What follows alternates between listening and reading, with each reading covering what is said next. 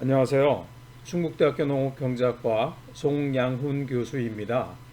오늘은 지속 가능한 스마트팜 ODA 및 현지화 논의를 위한 워크숍이라는 곳에서 제가 발표한 효과적 국제개발 협력 사업 수행을 위한 행동경제학적 재현이라는 제목의 강의를 간단하게 준비했습니다. 네, 저의 그 관심 분야는 기본적으로 농업경제학이 있고요. 그 다음에 이제 학위를 하면서 공부했던 게임 이론, 그 다음에 이제 2010년부터 본격적으로 시작하게 된 국제개발협력, 그 다음에 이제 2018년에 제가 이제 관심을 두기 시작한 행동경제학, 이 네 가지 분야를 제가 지금 공부하고 있고, 또 강의도 이에 따라서 이렇게 지금 뭐 여러 가지 강의들을 하고 있습니다.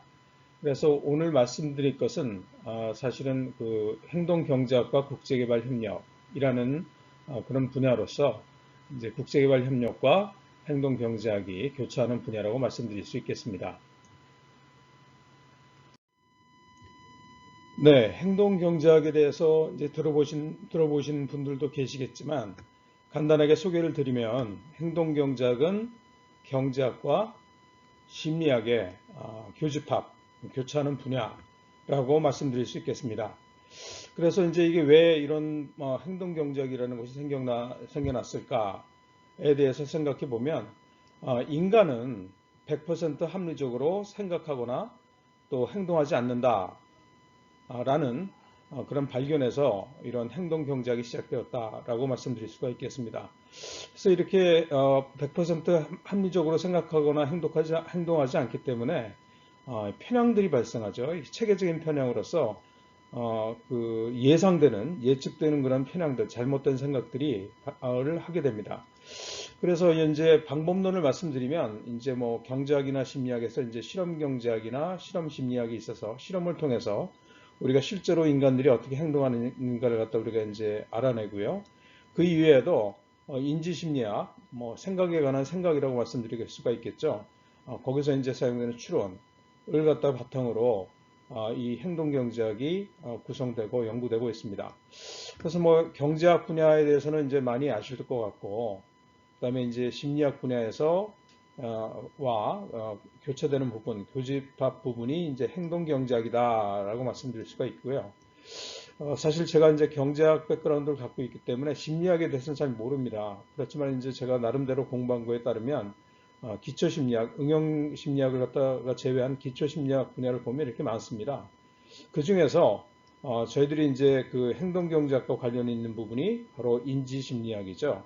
그래서 이제 뭐 감각이라든가 지각, 그다음에 인지 또는 재인지를 통해서 사람들이 어떻게 생각하느냐를 갖다가 공부하게 됩니다.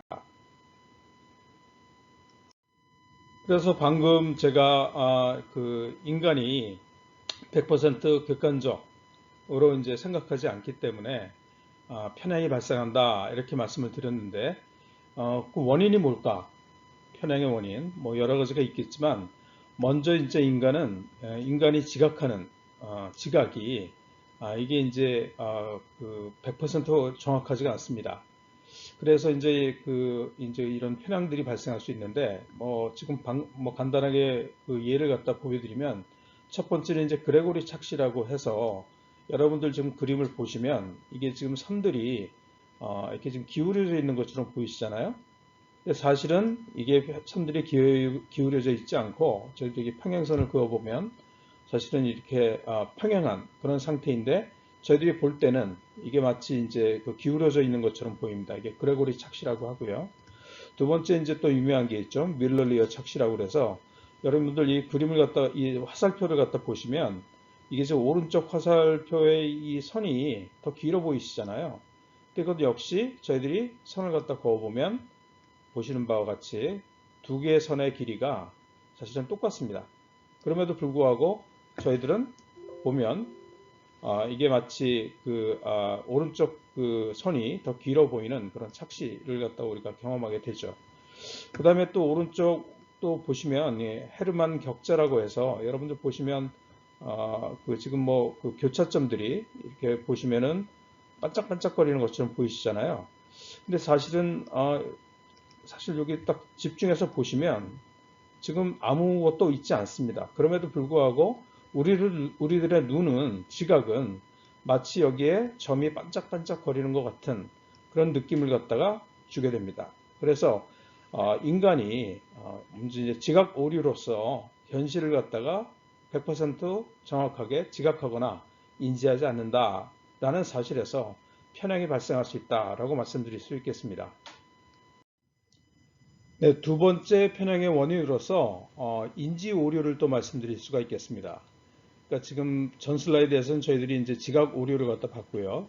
두 번째 슬라이드에서는 지금 그 인지 오류를 갖다 지금 보실 텐데, 이건 뭐냐면 인간은 자동적 또는 의도적으로 생각한다. 시스템이 두 개란 얘기죠.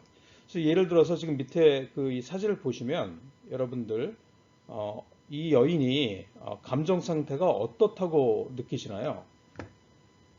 네, 금방 아시겠죠?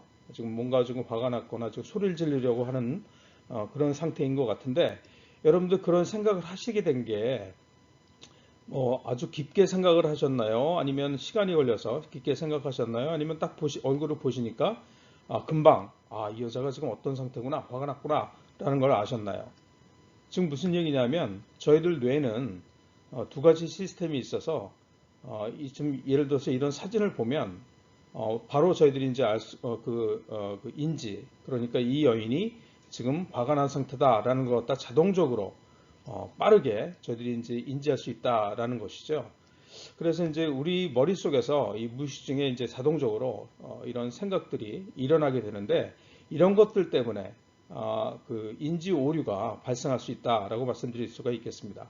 좀 더 자세하게는 다음 슬라이드에서 이 인지 오류에 대해서 말씀드리도록 하겠습니다. 그러면 저희들이 지금 봤던 그 인지 또는 지각의 오류 때문에 편향이 발생하고, 행동 경제학에서 얘기하는 편향이죠. 이걸 갖다 그럼 국제개발 협력 분야에 이제 적용을 해보면 다음과 같이 말씀드릴 수가 있겠습니다. 우선 이제 이렇게 그 인간이 그런 이렇게 두 가지 시스템, 자동적이고 감정적인 시스템 1, 그 다음에 의도적이고 합리적인 시스템 2로 생각을 한다라는 것이 이제 이중 정보 처리 이론이라고 하는데, 이게 이제 뭐 카너먼 교수님이 지금 오른쪽에 나와 있는 Thinking Fast and Slow, 이제 우리나라에서는 생각에 관한 생각이라는 책으로 지금 번역서가 나와 있고요. 여기에서 이제 말씀하신 겁니다. 물론 이제 이런 이중정보 처리 이론이 뭐 카너먼 교수가 이 노벨 경제학상 받으신 분이죠. 심리학자임에도 불구하고 이분이 이제 처음 뭐 그런 이론을 갖다 이제 만드신 건 아니고요. 그 전에도 이제 이런 얘기는 계속 있었죠. 예를 들어서 데이비드 휴м 같은 경우에는 뭐 그 이성은 감성의 노예이다 이렇게 굉장히 이제 오래된 생각이죠. 그렇지만 이제 심리학 분야에서 이렇게 이제 이중 정보 처리 이론이라고 해서 시스템 1과 시스템 2라는 합리적인 생각을 하는 시스템 2. 그래서 저희들이 보통 생각하는 우리들은 이제 시스템 2라고 생각하는데, 사실은 시스템 1, 즉 자동적이고 감정적인 생각에 의해서 저희들은 지배를 받게 되죠. 그래서 이제 이런 그 이중 정보 처리 이론에 기반해서 이제 이게 이제 그 카너먼 교수의 책에서 주장했던 얘기이고, 여기 이제 읽어보시면 굉장히 재밌는 얘기들이 많이 있습니다. 지금 뭐 보여드렸던 그런 그 여성의 얼굴 같은 거 이런 것도 사실 카너먼 교수 책에서 가져온 거고요. 그래서 이러한 행동 경제학, 그러니까 이 카너먼 교수님이 행동 경제학의 뭐 창시자라고 말씀드려도 될 것 같아요. 그 이제 이코노메트리카라는 저명한 경제학 분야의 그 학술지가 있는데, 거기에 이제 전망 이론, 프로스펙트 테오리라는 걸 갖다 이제 발표하시면서 행동 경제학이 시작됐다고 이제 사람들이 얘기를 갖다 하죠. 그래서 이제 이런 그 행동 경제학에 대한 를 가지고 이런 개발 협력 분야에서 어떻게 그러면 적용할 것인가에 대해서 이제 고민을 갖다 많이 했지만, 그 문서로서 가장 이제 영향력 있는 문서는 뭐냐면 월드뱅크가 이제 만든 World Development Report라는 그런 보고서가 있습니다. 오른쪽 밑에 나와 있는데, 요건 이제 인터넷에서 검색하시면 다 무료로 PDF를 갖다가 다운 받으실 수가 있습니다. 거기서 이제 Mind, Society and Behavior라는 책인데, 이게 이제 거기서 이제 보시면 이런 이제 그 행동 경제학이 어떻게 국제개발 협력 분야에 적용될 수가 있는가라고 해서 이제 사람들이 어떻게 생각하는가를 갖다 이제 처음에 정리를 갖다 해놨습니다. 세 개 챕터를 통해서. 근데 이제 그 중요한 논점은 뭐냐면 지금 얘기한 이중정보 처리 이론의 시스템 2가 발동이 돼서 사람들의 생각을 갖다 확인하지 않는 한 일반적으로 사람들은 시스템 1이 먼저 움직인다는 거죠. 그죠? 그래서 이제 이게 어떤 결과를 갖다 가져오냐면 여기 지금 마니 등이 이제 쓴 그 논문이죠. Poverty impedes cognitive function 그래가지고 이게 뭐냐면 빈곤이 어떻게 이런 인지 기능에 그런 인지 기능을 갖다가 망가뜨리는가라는 이제 그 사이언스에 이제 발표된 논문인데 이거 이제 클릭을 갖다 하시면 여기 이제 아니면 뭐 이렇게 그 인터넷 검색하시면 여러분들이 보실 수가 있습니다. 이 결론은 뭐냐면 빈곤이 극대화되는 수확전. 그러니까 농민 같은 경우에 그 1년에 수입이 생기는 게 이제 수확한 다음에 생기잖아요. 근데 이제 수확 바로 전에 이제 뭐 먹을 것도 없고 돈도 없고 돈도 다 떨어져 가고 그래서 이 스트레스를 갖다 받게 되는데 이렇게 되면 이 농민들 특히 빈곤한 농민들 같은 경우에는 이 사고 능력이 평소에 한 4분의 3 정도밖에 안 된다고 합니다. 이 IQ 테스트를 보면 한 25% 정도 떨어진다고 해요. 그래서 이제 이렇게 실제로 그 생각할 수 있는 게 75% 시스템 2로 합리적으로 생각할 수 있는 그런 능력이 한 70, 평상시보다 한 75%가 밖에 안 되게 되는데 이게 이제 문제가 되는 거죠. 왜냐하면 뭐 IQ 테스트를 갖다 해보면 뭐 이제 가장 IQ가 이제 평균 IQ가 높은 나라가 일본이고 한 108인가 뭐 약간 많습니다. 한국보다. 한국이 한 107 정도 된다고 하고요. 그다음에 말리라는 나라는 86밖에 안 된대요. 그래서 이제 이걸 갖다가 이 4분의 3이라는 걸 갖다 생각을 해보면 수학 전에 농민의 IQ는 한 68에서 80 정도 된다고 할 수가 있겠죠. 근데 이 문제가 뭐냐면 동물의 평균 IQ가 이렇게 보시면은 뭐 침팬지도 있고 뭐 고래도 있고 문어도 머리가 좋습니다.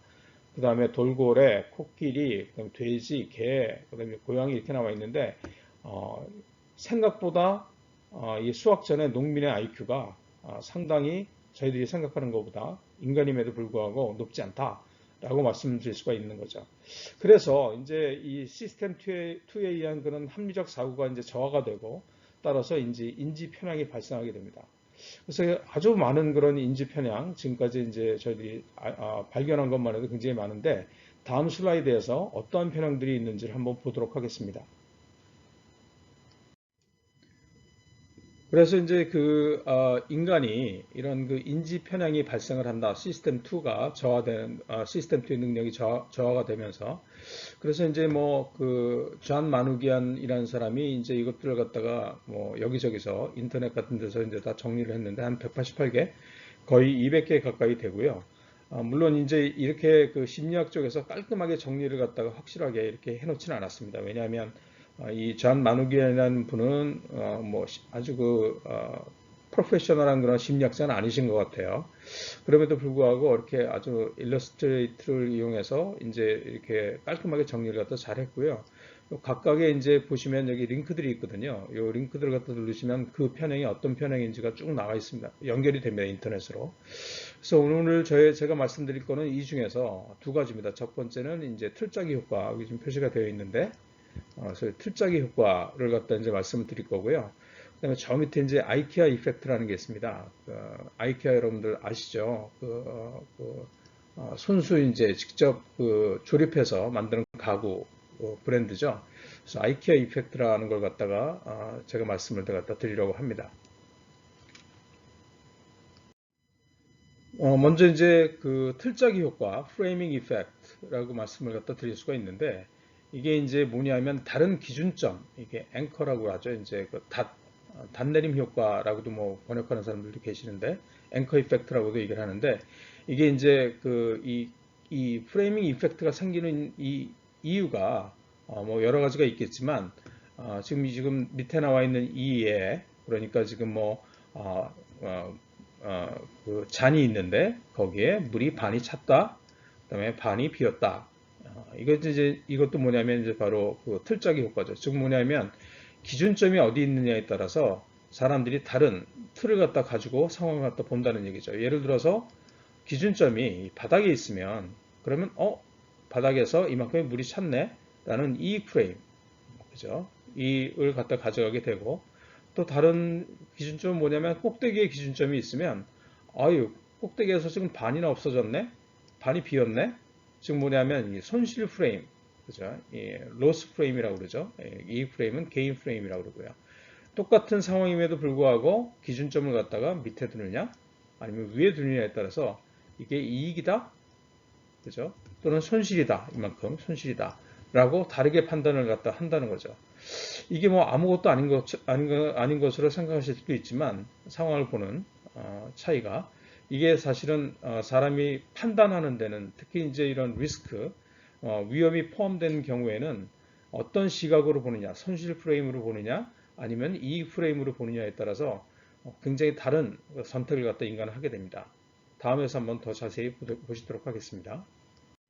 그래서 방금 제가 사람들이 일반적으로 이 틀짜기 효과, 즉 상황을 갖다가 이익으로 보느냐 또는 손실로 보느냐에 따라서 이제 행동이 달라진다. 특히 이제 그런 그 리스크, 위험이 이제 포함되어 있는 그런 상황인 경우에 행동이 달라진다라고 말씀을 드렸는데, 이게 바로 뭐냐면 이제 카너먼 교수님이 이제 얘기한 빈곤에 대한 그런 행동 경제학적인 관점을 먼저 보고 그 다음에 구체적으로 어떤 얘기인지를 갖다 보도록 하겠습니다. 카너먼 교수님이 아까 말씀드린 Thinking Fast and Slow라는 책에서 뭐라고 얘기를 하냐면, 빈곤층한테 이익은 이익이 아니라 줄어든 손실로 느껴진다는 거죠. 즉 무슨 얘기냐면, 빈곤층은 손실 프레임으로 빈곤 상황 또는 신기술, 스마트폰과 같은 신기술을 갖다 평가한다. 그래서 이제 수용할 건지 말 건지를 갖다 이제 판단한다라고 말씀드릴 수가 있겠어요. 특히 이 손실 프레임하고 그다음에 이제 그 낮은 손실 가능성 이 경우에 이게 이제 이따 저 보시면 다음 슬라이드에 보시면 더 확실해지실 텐데, 손실이 일어날 가능성이 낮은데도, 그래서 사람들은 어떻게 되냐면 손실 프레임을 가지고 이제 상황을 보는 경우에 위험을 갖다 회피하게 됩니다. 즉 무슨 얘기냐면, 스마트폰과 같은 그런 새로운 기술이 이제 나타났을 때 얘를 갖다가 채택할 것이냐 말 것이냐를 갖다 판단하는 데 있어서 이런 새로운 기술의 위험성이 있잖아요. 성공할 수도 있고 망할 수도 있고. 그런 그 위험이 있을 때 이렇게 그 손실 프레임과 낮은 그런 손실 가능성이 있는 경우에는 어떻게 되냐면, 사람들이 위험 회피를 하는, 즉 새로운 기술을 갖다 받아들이지 않는 그런 의사결정, 판단을 갖다 한다는 말씀이죠. 그래서 이제 이 프레임을 갖다가 사실은 이익 프레임으로 바꿔주면 이제 이런 그런 그 새로운 기술의 그런 위험성을 갖다 수용하는 걸로 바뀌어지게 되는데, 이렇게 하는 방법이 뭐냐면, 이 기준점을 갖다가 아까 말씀드린 대로 이제 이게 손실 프레임이냐 이익 프레임이냐를 갖다 판단할 때 이게 기준점에 따라서 이제 그 프레임을 갖다가 선택한다고 했잖아요. 그래서 이 기준점 자체를 갖다 변경시키는 방법이 있고요. 예를 들어서 신기술 도입으로 망하는 상황을 갖다 상상하게 하지 말고 성공하는 그런 상황을 갖다 상상하게, 그렇게 성공하는 상황을 갖다가 더 생각하게 만들어야 된다. 이를 위해서 이제 성공 사례들을 갖다 적극적으로 홍보하는 그런 방법이 있겠고요. 또 하나 뭐냐면, 이 프레임을 가지게 하는 방법은 뭐냐면, 스마트팜은 수익이 크다라고 반복해서 말해주는 그런 것이 중요하다. 이게 왜 그런지도 또 제가 이따 말씀드리겠습니다. 그 다음에 또 이제 홍보하고 교육을 갖다 하셔야 될 텐데, 사업의 시점별로 이 홍보 또는 교육의 그런 내용 또는 그 강조점이 사실은 차별화돼야 됩니다. 사람들이 달라지거든요. 관점이. 그래서 이제 요거 세 개하고 마지막으로 이제 말씀드릴 게 뭐냐면, 아까 188개의 그런 편향 중에서 아이케아, 우리나라 사람들이 이케아라고 이제 발음을 하는데, 이케아 효과라는 게 있습니다. 이게 이제 뭐냐면 그 행동 경제학에서 이런 보위 효과하고 관련이 되어 있는데, 이것들은 이제 소유자들을 스마트폰 건축에 참여하게 함으로써 이런 그런 그 아이케아 효과를 갖다 발현시키고, 따라서 이제 유지 관리, 따라서 이제 그런 지속 가능성을 갖다가 높일 수 있는 그런 방법이다라고 말씀드릴 수가 있겠습니다. 자, 그러면 지금 말씀드린 이런 기준점 변경이라든가 반복이라든가 홍보 효과, 시점별, 그다음에 아이케아 효과에 대해서 다음 슬라이드들에서 하나씩 말씀드리도록 하겠습니다. 자, 먼저 그 빈곤층은 이익을 줄어든 손실로 본다. 라는 그런 첫 번째 전망 이론을 통해서 우리가 이제 이게 이제 과연 어떠한 결과로 이어지는지를 한번 말씀드리도록 하겠습니다. 지금 말씀드린 대로 빈곤층은 손실 프레임으로 이익은 줄어든 손실로 이제 판단한다고 말씀을 드렸는데, 여기 이제 카너먼 교수의 그 전망 이론이라는 게 있다고 말씀드렸죠. 이코노메트리카의 논문을 갖다 제출하면서 이게 프로스펙트 티어리라고 그랬는데, 프로스펙트가 전망이라는 얘기입니다. 어떤 복권이 당첨될 가능성을 갖다 프로스펙트라고 그러는데, 그래서 이제 이 프로스펙트 티어리 전망 이론에 따르면 지금 오른쪽에 지금 이게 지금 그 이론이 지금 정리가 되어 있고 말씀드리려고 합니다. 약간 커너먼 교수의 그런 그 결정 가중치라는 것에다가 제가 가치라는 걸 갖다 곱해서, 물론 여기서 가치를 갖다 1로 만들었습니다. 표준화해서. 그랬을 때 이제 사람들이 어떠한 가치를 느끼는가 결정을 할 때를 갖다 이제 보여드리려고 하는데요. 이제 먼저 이제 합리적인 인간, 그러니까 100% 이칸이라고 우리가 부릅니다.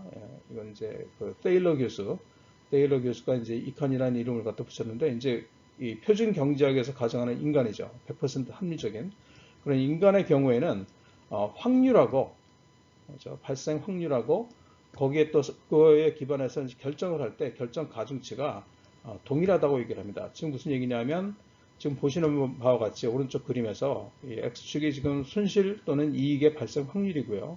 확률이고, 그 다음에 이제 Y축이 뭐냐면 결정 가중치에다가 이제 제가 1을 갖다 곱했다고 말씀을 드렸죠. 그렇게 된다는 얘기죠. 그럼 손실의 경우에도 객관적인 확률이 있으면 그 객관적 확률 그대로 저희들이 이제 손실을 그 의사 판단할 때, 그때 이제 그 손실이 나는 정도 느낌을 갖다가 사실은 그대로 가져와서 그 결정을 한다면, 이게 지금 45도 선으로 똑같이 이렇게 그 객관적인 확률과 결정할 때 합리적인 그런 그 가중치가 같아야 된다. 예, 이익일 때 그렇고, 그 다음에 손실일 때 그렇고요. 그래서 이제 위쪽은 뭐냐면 이익 프레임이고요.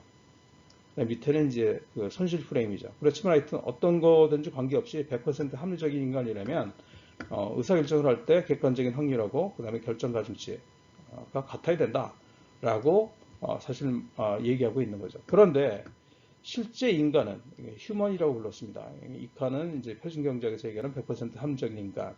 그 다음에 실제 인간은 지금 휴먼이라고 불렀는데, 이 확률하고 그 다음에 이제 판단에 사용하는 그런 확률, 즉 결정 가중치가 같지 않다라는 것이 이제 행동경제학의 이제 주장이죠.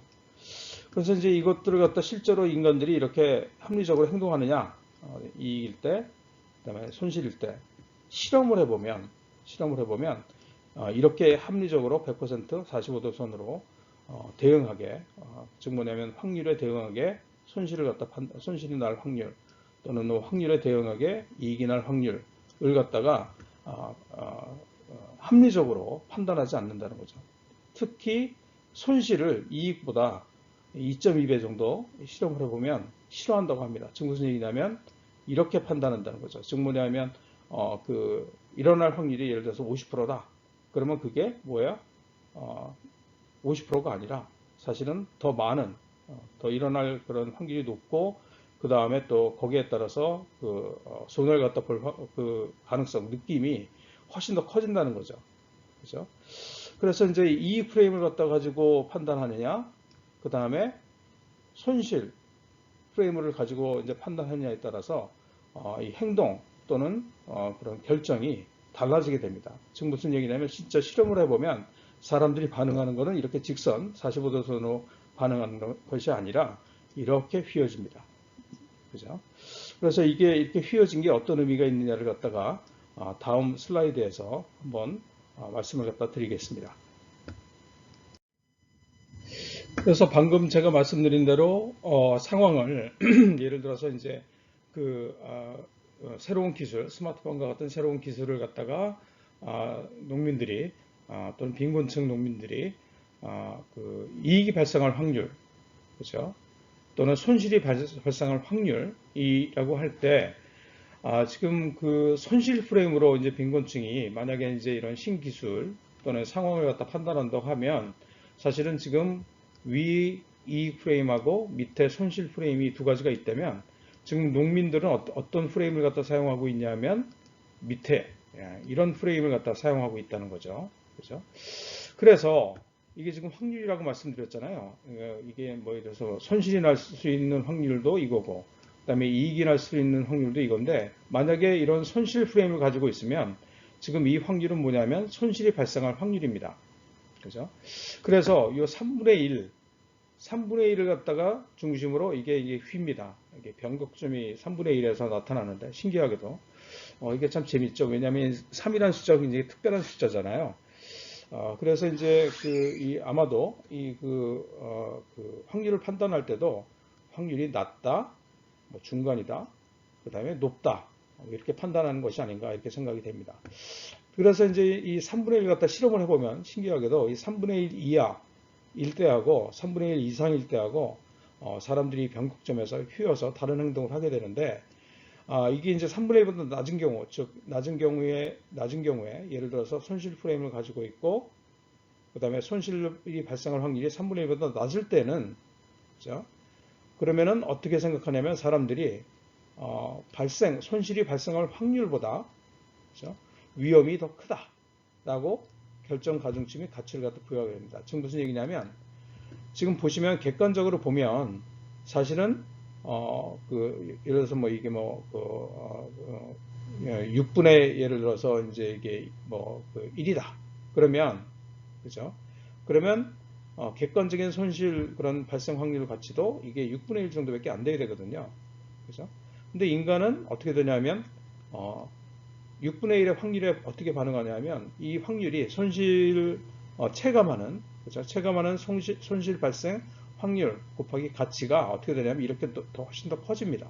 지금 무슨 얘기냐면 인간이 체감하는 손실에 의해서 자기가 이제 손해를 입는 정도가 이 정도인데 실제는 이거밖에 안 되는데 사람들이 느낄 때는 이만큼을 느낀다는 거죠.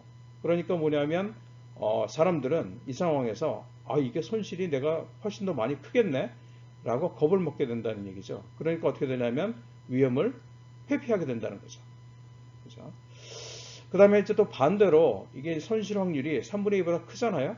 그러면 이제 또 이 손실 프레임을 갖고 있을 때는 이게 또 반대로 역전이 됩니다. 즉 뭐냐면 이게 객관적인 그런 손실 확률이 그 손실의 가치라면 3분의 2보다 큰 경우에는 지금 빨간 선이 이 흑색 선보다 더 위에 있죠. 즉 뭐냐면 손실이 더 적게 난다고 생각을 한다는 거죠. 사람들이. 그러다 보니까 어떻게 판단하게 되냐면 이거는 내가 해볼 만해. 그래서 위험을 갖다 추구하게 된다는 거죠. 그러니까 사실은 이게 이상한 거죠. 손해볼 확률이 낮은데 위험을 갖다가 회피하고, 여기서는 손해볼 확률이 높은데 위험을 갖다 추구하고, 반대의 그런 행동을 갖다 하게 된다는 거죠. 그래서 편향이라고 말씀드릴 수가 있겠습니다. 그렇죠? 그래서 이제 이게 또 위에 그런 이익 프레임일 때는 또 손실 프레임하고 또 반대로 또 이런 행동을 하게 됩니다. 사람들이. 그래서 이제 뭐 실제로 객관적인 그런 그 이익의 그런 가치가 뭐 요거밖에 안 되는데 이걸 더 그 가치가 높다고 느껴가지고 위험을 갖다 추구하게 되고, 반대로. 그래서 3분의 1 이하에서는 3분의 1 이상에서는 사실은 이게 이익이 발생할 확률이 3분의 1보다 크다. 그럼 꽤 괜찮은 그런 베팅인데, 이 경우에 있어서는 뭐예요? 이익이 실제 그런 발생하는 그런 이익의 가치보다 더 낮다고 생각을 해가지고 오히려 위험을 갖다가 회피하는, 손실 프레임하고 반대죠. 여기서는 추구하고 여기서는 회피하고, 여기서는 위험을 갖다 추구하고 위험을 갖다 회피하고, 이런 편향을 갖다가 보이게 된다는 거죠. 그래서 이제 이걸 갖다 표로 정리하면 다음 슬라이드에 네 갈래 편향 또는 판단 오류 유형이 등장하게 됩니다. 그래서 지금 방금 여러분들께서 보신 그 그래프를 갖다 생각해 보시면 간단하게 요약을 하면 빈곤층 같은 경우에, 특히 개도국에 있어서 빈곤층 같은 경우에, 빈곤층 농민 같은 경우에 그 기술이 나타나도 이게 또 그 기술의 그런 손실 확률이 낮아도 3분의 1 이하라도 위험이 있기 때문에 그걸 갖다 수용하지 않게 되는, 즉 스마트팜을 갖다가 받아들이지 않는, 적용하지 않는 그런 문제가 발생한다고 말씀드렸잖아요. 그래서 이제 이게 그걸 갖다 표로 정리하면 이렇게 이제 정리가 될 수가 있겠죠. 그래서 이제 뭐 확률이 낮은 뭐 5% 예를 들어서 이게 3분의 1보다 낮다는 말씀이죠. 일단은 가능성 효과, 그 다음에 확률이 높은 경우에 예를 들어 95% 일단 확실성 효과 때문에 이게 이익 프레임이냐 그다음에 손실 프레임에 따라서 반대로 움직이는 거죠. 즉 뭐냐면 확률이 낮은데 뭐야? 손실 프레임을 가지고 있으면 위험을 갖다 회피하게 되고, 확률이 꽤 높은데 손실 프레임 같은 경우 이익을 갖다 추구하게 되고, 반대로 이익 프레임에서는 그죠? 위험을 갖다 여기서는 이익이 날 확률이 높음에도 불구하고 위험을 갖다 회피하고, 여기서 위험 추구했죠. 손실에서는. 그 다음에 확률이 이익이 날 확률이 낮은데도 그죠? 그런데도 손실 프레임하고 달리 이익 프레임에서 위험을 갖다 추구하게 되는 그죠? 예를 들어서 여기서는 도박 안 하기 그죠? 소송을 하는 게 좋은데 소송을 갖다 피하는, 소송을 피하는. 그다음에 뭐 밑에서는 이익 프레임 같은 경우에 복권을 갖다 구입한다든가 그죠? 그다음에 손실 프레임에서는 여기서 도박하기, 가망 없는 사업을 갖다 지속하기, 이런 예를 갖다 들 수가 있고, 또 확률이 손실 확률이 낮은 경우에도 불구하고 손실 프레임을 가지고 있으면 보험을 갖다가 구입하게 되는 그죠? 지나치게 보험을 갖다 구입하게 되는 그런 그 편향들을 갖다 보인다라고 말씀을 갖다 드리고 있는 거예요. 그죠? 그래서 이거 갖다 예를 들어서 무슨 뭐 오른쪽에는 뭐냐 하면 이게 그 식량 안보 그런 에 있어서 이 그런 그 네 갈래 유형을 갖다 적용을 하면 그죠? 이런 그런 그 뭐라 그럴까 합리적이지 않은 그런 행동을 갖다 사람들이 하게 되는, 예를 들어서 뭐 사재기 같은 거 있잖아요. 패닉 바잉 이런 것들을 하는 이유가 잘 설명될 수 있다라고 말씀드릴 수가 있겠어요. 그래서 이러한 편향 또는 그런 인지 오류를 수정하고 또 신기술, 스마트팜과 같은 신기술을 어떻게 수용하기 위해서 우리는 어떻게 해야 될까를 갖다가 다음에서 말씀드리려고 합니다.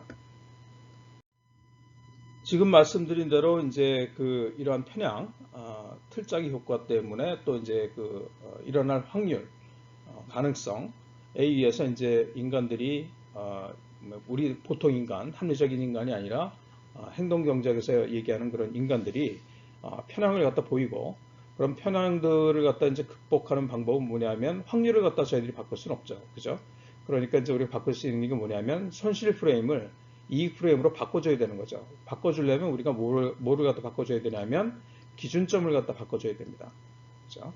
그래서 손실 프레임이 항상 사실은 열등한 것은 아닙니다. 뭐 여러분들이 오해할 수가 있는데 이익 프레임보다 손실 프레임이 뭐 나쁜 거 아니냐라고 생각하실 수가 있는데 꼭 그런 건 아닙니다. 예를 들어서 생산성 향상을 위해서는 어떻게 하는 게 좋으냐면, 생산성이 향상되면 보너스를 갖다가 뭐 보통 주잖아요. 그죠? 근데 그렇게 하는 것보다는 사실은 그 목표를 먼저 돈을 갖다 주고 보너스를 주고 그 목표 하면 회수 다시 뺏는 거죠. 손해 갖다 보는 거죠. 그렇죠? 그렇게 하면 사람들이 사실은 훨씬 더 생산성이 향상이 됩니다. 그러니까 생산성 목표가 기준이 돼서 그걸 갖다 넘으면 돈을 주겠다, 보너스를 주겠다라고 하는 것보다는 일단 보너스를 주고 그 다음에 목표를 갖다 달성하지 못했을 때 뺏으면 뺏긴다는 손실 프레임 이 작용을 해서 훨씬 더 파이팅이 넘치게 되는 거죠. 그래서 생산성이 올라갈 수 있다는 거죠. 그런데 이제 이게 신기술 수용에 있어서는 사실은 이익 프레임을 갖다 갖게 하는 것이 더 효과적입니다. 즉 뭐냐면 이익 프레임을 갖게 해야지 그런 손해볼 확률이 낮음에도 위험을 갖다 회피하는 그런 행동을 바꿀 수가 있어요. 즉 뭐냐면 이익 프레임으로 바꾸면 이익이 날 확률이 작아도 사람들은 어떻게 되냐면 위험을 갖다 추구하게 되거든요. 그죠? 그래서 그렇기 때문에 신기술을 갖다 받아들이려고 하는 그런 사람들이 많아지게 된다는 얘기죠. 그래서 기준점을 갖다 이제 변경을 갖다 시켜줘야 되는데 구체적으로 어떻게 할 수가 있느냐? 이익 프레임을 갖다 갖게 하기 위해서 먼저 뭐냐면 이 수혜자 그룹을 갖다가 소그룹 친구들 아니면 이웃들을 갖다가 이웃들별로 이 소그룹을 갖다 만들게 하고, 그 다음에 그런 스마트팜의 잠재적 이익, 그죠? 그 다음에 수용하지 않았을 때 잠재적인 손실 이런 것들을 서로 말하게 하고 또 공유하도록, 그죠? 이게 하도록 하는 것이 방법의 하나가 될 수 있을 것 같습니다. 그 다음에 또 이제 이제 스마트팜을 다 만드신 다음에 이제 교육 훈련도 하실 텐데, 한국 성공 사례들, 그죠? 를 갖다 홍보하는 것, 당연히 하시겠죠. 그 다음에 또 선도 농민, 그 농민 중에서 이제 열심히 하고 잘하는 신기술을 잘 수용하는 그런 농민들, 선도 농민이 적극적으로 참여하게 하고요. 그 다음에 또 그 친구들이, 선도 농민들이 직접, 그러니까 우리 프로그램에서 아니면 정부 관리가 이제 홍보하는 것이 아니라 이런 선도 농민 또는 자신의 친구, 그죠? 갖다가 이제 참여시키고 그 사람들이 홍보하게 하는 것이 훨씬 더 그 효과적이고요. 그 다음에 또 이제 이렇게 열심히 홍보하는 사람들을 위해서는 뭐 물질적인 인센티브보다는 사실은 표창장 같은 그런 비물질적인 인센티브가 훨씬 더 동기부여가 잘 된다고 합니다. 행동경제에서 실험을 해보면 사실은 아까 말씀드린 월드뱅크 리포트에 보시면 이런 예들이 굉장히 많이 나와 있어요. 그렇죠? 그 다음에 또 하나 중요한 건 뭐냐면 그 초기의 운영은 사실은 농민이 직접 하기가 힘들죠. 조합을 만든다고 하더라도. 그래서 조합이 전문가를 갖다 고용하든지 아니면 그 지역에 이미 그런 스마트팜과 같은 그런 선진 기술을 갖다 적용해서 돈을 갖다 잘 벌고 있는 그런 프로페셔널, 그죠? 있다면, 그죠? 그 사람들한테 운영은 맡기는 거죠. 그죠? 그래서 수익이 나는 것 갖다 보여줘야 되는 겁니다. 그 다음에 이제 마을 주민들이나 조합은 이제 소유권 부여를 하는 거죠. 그러니까 이게 그 전문가나 프로페셔널한테 뭐 다 넘겨줘라는 얘기 아니고요. 소유권은 농민 또는 농민조합이 가지고 있고, 그죠? 그래서 이제 뭐 의사결정에 이제 경영에 농민들이 참여하기는 하되, 특히 초기에는 이 운영 자체는, 그죠? 전문가나 그런 프로들이 할 수 있도록 해야 된다라고 제안을 갖다 드립니다. 그 다음에 이제 그 이익 프레임으로 전환하기 위해서 손실 프레임을 두 번째 방법은 뭐냐면 반복적으로 얘기를 갖다 해주는 겁니다. 아까 뭐 성공 사례 같은 걸 갖다가 서로 공유하도록 해라, 홍보해라 이렇게 말씀드렸는데 중요한 건 반복입니다. 예를 들어서 지금 보시면 이게 왼쪽에 닭이 있고요. 다리가 3개죠. 그다음에 오른쪽에 닭이 있는데 이게 다리가 4개입니다. 여러분들 보시기에 지금 왼쪽 닭하고 오른쪽 닭하고 어떤 게 더 진짜 같아 보이시나요? 또는 어떤 게 더 거짓말 같아 보이시나요? 물론 둘 다 거짓말이죠. 그죠? 그런데 어떤 게 더 진짜 같아 보이시나요? 한번 생각해 보시죠. 한쪽은 다리가 3개, 한쪽은 다리가 4개. 어떤 게 더 친숙하신가요? 어떤 게 더 진짜 같아 보이시나요? 아니면 어떤 게 더 거짓말 같아 보이시나요? 그렇죠. 여러분들 이제 판단하셨을 것 같아요. 말씀하실 필요는 없고요. 다음 슬라이드에서 이게 왜 우리 그런 프레임하고 연관이 되어 있는지를 갖다 말씀드리도록 하겠습니다. 여러분들이 지금 전 슬라이드에서 보신 다리가 셋인 닭하고 다리가 넷인 닭을 보셨는데 어떤 게 더 명백하게 거짓말로 들리냐 하면 사실 3개짜리 닭이 더 거짓말로 들립니다. 왜냐하면 다리가 내신 동물이 많죠. 그죠? 또 그 마트에 가시면 닭다리 파는데 4개로 포장 판매를 많이 하거든요. 그러니까 여러분들이 다리가 4개인 거를 갖다 더 친숙하게 느끼십니다. 그죠? 이게 낯익다. 그죠? 이런 느낌은 어디서 오냐면 사실 시스템 1에서 오거든요. 감정을 갖다가 담당하는. 그다음에 시스템 2는 이런 감정 또는 느낌에 기대서 참과 거짓을 갖다 판단합니다. 그러니까 여러분들 사실 어떤 게 더 거짓말 같으냐라고 제가 그 질문을 드렸을 때 시스템 1, 시스템 2를 갖다 동시에 사용하신 거죠. 그죠? 그래서 이 연상 체계를 갖다 편안하게 작동시키는 시스템 1의 생각 또는 느낌은 사실 편향돼 있다고 말씀드렸잖아요. 즉 뭐냐면 친숙하다는 것이 진실이라는 거하고 다른데 이게 혼동이 된다는 거죠. 그죠? 그러니까 진실과 친숙함은 다른데, 그죠? 친숙해지면 진실이라고 생각을 하게 됩니다. 사람들은. 그래서 편안함 또는 압박감을 느끼면 편향이 발생을 하죠. 이것 때문에. 그래서 어떤 기술의 유용성을 신뢰하게 하는 확실하고 검증된 방법. 그죠? 이거 뭐냐면 반복하여 친숙하게 하고, 그죠? 그래서 이제 진실로 믿게 만드는 그런 것입니다. 이게 일종의 이제 세뇌라고 말씀드릴 수가 있겠는데 새마을 운동에서 can do, 그죠? 우리 할 수 있어라고 자꾸만 반복해서 얘기하게 하고 손도 이렇게 주먹도 쥐어서 이렇게 막 휘두르게 하고 이렇게 하잖아요. 이게 이제 일종의 세뇌라고 말씀드릴 수가 있는데 이게 반복을 통해서 사람들이 난 할 수 있다라고 생각하게 만드는 그런 방법입니다. 즉 무슨 얘기냐면 가난을 극복할 수 없다라고 반복해서 얘기를 하잖아요. 그러면 사람들은 가난을 갖다 그냥 수용하게 됩니다. 그죠? 반대로 스마트팜이 유용한 기술이다라고 반복해서 얘기해주면 그럼 사람들은 그게 진실이고 그 기술을 수용하게 된다라고 말씀드릴 수가 있겠어요. 반복해서 그 농민들에게 이렇게 뭐 스마트팜이 유용한 기술이다. 이 신기술은 수용하는 게 좋겠다. 이익이 된다라고 얘기하는 것도 중요하지만 이게 또 시점별로 내용이 좀 달라져야 됩니다. 왜냐하면 사람들은 이 시점별로 생각이 변화하거든요. 예를 들어서 지금 보시면 여기 지금 눈이 있고요. 이게 6개월 전에 그런 여행을 갖다 생각할 때는 여행의 본질인 즐거움, 예를 들어서 이렇게 뭐 안식을 갖다가 이제 그 취하는 그런 걸 갖다 상상하게 되기 때문에 이제 여행 가야겠다라고 생각을 합니다. 근데 이제 여행이 임박해서 이제 뭐 한 달 앞으로 다가오잖아요. 그럼 그때부터 무슨 생각하냐면 본질이 아닌 여행의 부수적인 번거로움을 갖다 이제 생각됩니다. 즉 뭐냐면 멀 때는 시간이나 거리적으로 멀 때는 본질적인 걸 생각하고요. 그 다음에 이제 그 가깝거나 시간적으로 가깝거나 그럴 경우에는 이 부수적인 본질적이 아닌 것을 갖다가 사실 생각해야 됩니다. 그래서 여행의 본질이 즐거움인데 이 번거로움을 갖다 자꾸만 생각하게 된다는 거죠. 그래서 여행이 임박하면 여행 가기가 귀찮아진다라고 말씀드릴 수가 있겠습니다. 결혼도 마찬가지죠. 결혼이 뭐 6개월 남았다 그랬을 때는 결혼의 그런 본질인 뭐 그런 배우자와의 뭐 영원한 사랑 이런 걸 생각하다가 이게 이제 뭐 그 결혼이 뭐 내일 모레다. 그러면 어떤 생각이 들기 시작하냐면 얘랑 나 정말 잘 살 수 있을까? 싸우지 않을까? 내가 왜 뭐 자기가 해야 되는 희생 이런 것들이 이제 생각이 나서 결혼하기가 싫어지는 거죠. 그래서 사람들은 이게 시점별로 생각이 변화한다라는 것을 갖다가 지금 행동경제학에서는 얘기하고 있습니다. 이렇게 그 사람들은 이 시간의 변함에 따라서 보는 관점이 달라지거든요.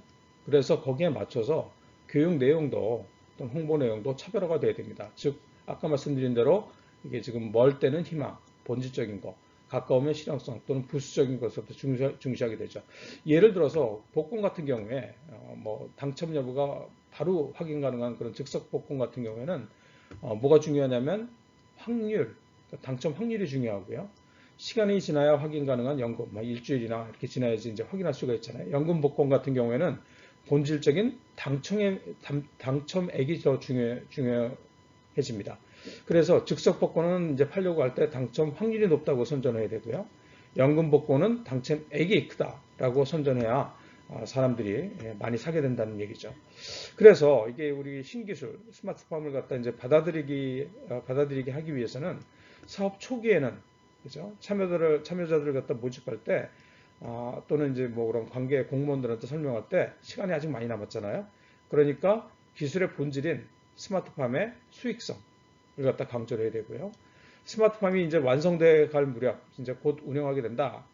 그때는 수익 이외의 장점, 그러니까 본질적인 게 아닌 거 있잖아요. 그러니까 예를 들어서 뭐 관리의 편의성이나 생산성, 생산성도 뭐 본질이라고 얘기하실 분들도 계시겠지만 결국은 이제 수익성이 제일 중요한 거니까 물 갖다 강조하는 것이 더 효과적이다. 그래서 이제 옆에 그림도 보시면 멀 때는 시간적으로나 거리적으로 멀 때는 이제 숲이 보이는 거고 시간적으로 바로 이제 그 가깝다. 그럴 때는 뭐냐면 이제 나무를 갖다 보게 되는 거하고도 비슷하다고 말씀을 갖다 드릴 수가 있겠습니다. 마지막은 이제 이렇게 다 사람들도 많이 참여를 하고 이제 스마트팜도 만들어지고 그죠? 운영이 되기 시작하면 이때 이제 그 사람들이 유지 관리를 갖다 계속 해야지 지속 가능성이 있는 거잖아요. 그래서 그와 관련해서 이 행동경제에서 아까 말씀드린 그런 188개의 그 편향 중에 인간이 가지고 있는 그런 편향이 뭐냐면 이케아 이펙트, 이케아 효과 또는 아이케아 이펙트라는 것입니다. 여러분들 뭐 최근에 그 2023년 11월에 이케아 선전을 갖다 보시면 이런 문구가 나와요. 나는 직접 만든 것을 애정한다 라고 하는데 이게 바로 뭐냐면 이케아 효과, 아이케아 효과의 본질입니다. 다음에서 이게 어떤 의미를 가지고 있는지를 저희들이 한번 보도록 하겠습니다. 방금 말씀드린 대로 사람들은 직접 만든 것에 더 애정을 느낀다고 하거든요. 즉 뭐 무슨 얘기냐면 애정을 느끼면 내 것이라고 느끼고 혼돈하는 거죠. 그다음에 내 것이라고 느끼면 보유 효과, 행동경제에서 얘기하는 보유 효과, 인다우먼트 이펙트라고 합니다. 그렇게 되고 그러면 또 가치를 갖다 더 크게 느끼게 됩니다. 그죠? 그래서 보유하고 있다고 느끼면 문제가 발생하면 스마트팜 운영하는 데 있어서 스스로 문제를 갖다 해결하려고 하죠. 그죠? 이건 모든 인프라가 다 그렇습니다. 도로 같은 것도 직접 농민들이 참여를 해서 마을 주민들이 참여를 해서 인프라를 갖다 닦으면 그죠? 아무리 작은 거라도 그건 자기 것이라고 생각을 하고 가치를 더 높게 느낀다는 거예요. 이게 이제 보유 효과라고도 얘기할 수가 있겠죠. 그래서 이렇게 하려면 사실 어떻게 구체적으로 해야 되느냐를 갖다 말씀드리면 이게 건축된 스마트팜은 우리가 보통 그 로지컬 모델에서 로그 프레임에서 우리가 산출물이라고 얘기하죠. 아웃풋이죠. 그래서 이제 그 보통 밑에 그림을 보시면 보통 이제 우리가 인풋이 있고 투입이 있고 아웃풋이 있고 그죠? 이 아웃풋을 만들어내기 위해서는 이제 우리가 액티비티 활동을 갖다 하게 됩니다. 그래서 여러분들 뭐 PDM이라 이런 거 보시면 보통 인풋 있고 그죠? 아웃풋 있고 관련된 활동을 갖다 쓰시잖아요. 그런데 이게 아웃풋도 아웃컴이 되려면 사실은 활동이 필요합니다. 그래서 아웃풋, 아웃컴, 그래서 OO 액티비티라고 제가 말씀드렸고 여기서는 인풋, 아웃풋 액티비티고요. 이것도 뭐냐면 어떤 활동을 하느냐에 따라서 동일한 아웃풋 가지고도 성과가 많이 나오기도 하고 적게 나오기도 하고 그렇습니다. 그래서 보통 이제 그 국제개발 협력 사업에서 사람들이 이런 인풋을 아웃풋으로 만드는 액티비티들은 많이 잘 알고 계시는데 이 아웃풋을 액티비티로 만드는 아웃풋을 갖다 많이 생각을 못 하시거나 빠지는 경우도 있는 것 같아요. 그래서 그럴 경우에는 이제 아웃컴, 성과가 나질 않거든요. 그죠? 그냥 놔두면, 아웃풋이 놔두면 아웃컴이 그냥 자동으로 생기겠지. 그런데 그렇지가 않습니다. 실제로 그런 활동들이 있어야 이게 아웃풋에서 아웃컴으로 바뀌는 거죠. 예를 들어서 RPC를 갖다 지어줬는데 이게 그냥 바로 그러면 이 성과로 이어지느냐, 농민 소득이 증대되느냐, 그렇지 않습니다. 어떻게 되냐면, 그런 RPC를 갖다 가지고 작동시키려면 이 농민들이 거기다 이제 쌀을 갖다 맡겨야 되잖아요. 근데 지역에 있는 그런 미들맨들, 중간상인들이 현금을 주고서 바로 그런 수매를 갖다 바로 한단 말이죠. 근데 우리들은 RPC만 지어놓고 수매 자금이 없어요. 그러면 어떻게 돼요? 농민들은 우리 RPC에다가 그 쌀을 갖다 맡기는 게 아니라 계속 옛날에 하던 것처럼 중간상인한테 쌀을 갖다 맡겨버리고 즉 뭐냐면 비싼 돈 주고 RPC 지어놨는데 말릴 건조할 그런 쌀들이 없는 거죠. 그러면 어떻게 돼요? 아웃컴이 생기지가 않죠. 그래서 지금 이런 오호 액티비티, 예를 들어서 수매하는 거, 그 다음에 그걸 위해서 또 이제 저희들이 수매 자금을 갖다가 사업비에 포함시키는 건 굉장히 중요합니다. 그래서 추가적으로 우리가 이제 유지 운영 활동을 하려면 그런 아웃풋을 아웃컴으로 바꾸는 그런 활동을 갖다가 해야 되고 필요한데 그러려면 이 스마트팜 건축의 어떠한 형태로든지 그죠? 주민을 참여시켜야 됩니다. 건축시킬 때 참여시키고 그다음에 운영할 때에도 주민들이 참여를 하여야 이게 내 것이라고 느끼고 그죠? 문제가 발생할 때 스스로 물론 이제 정부가 와서 도와줄 수도 있지만 기대하기 힘들거든요. 왜냐하면 예산이 이렇게 많은 게 아니기 때문에 개도국 같은 경우에는 그래서 스스로 해결할 수 있도록 만들어야 된다는 거죠. 그죠? 그래서 동기를 갖다 부여해야 된다 그런 말씀입니다. 그래서 뭐 아주 고난도의 농민들에게 아주 고난도의 기술이 필요한 그런 활동이 아니더라도 아주 단순한 작업이라도 그렇죠? 예를 들어서 뭐 콘크리트를 갖다 친다든가 이런 것들이라도 주민들이 뭐 길을 갖다가 뭐 진입로를 갖다 좀 청소하게 한다든지 이런 단순한 작업이라도 주민들을 갖다 참여하게 하고 또 임금을 갖다 지급하는 게 좋습니다. 물론 이게 뭐 사업비에 포함되지 않을 수 있는데 그런 건축비에 어차피 이제 그런 잡무 또는 뭐 노무비 이런 것들이 이제 들어가잖아요.